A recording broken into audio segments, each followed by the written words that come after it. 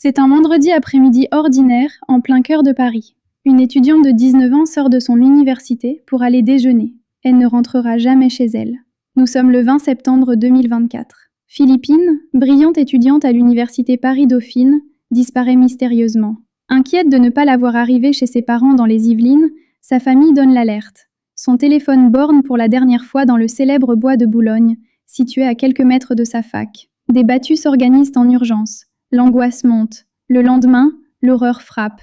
Lors d'une recherche citoyenne, les proches de Philippine font une découverte macabre.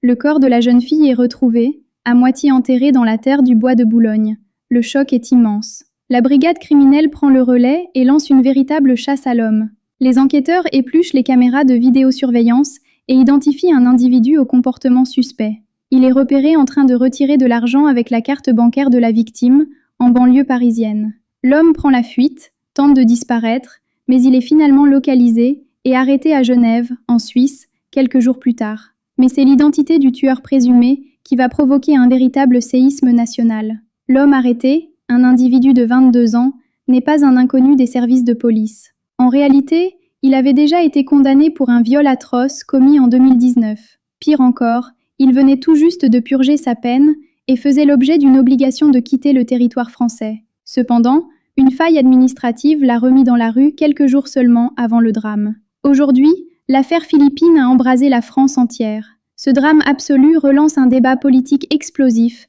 sur les failles béantes du système judiciaire et administratif. Une jeune vie fauchée en plein vol, dans une tragédie qui aurait pu être évitée.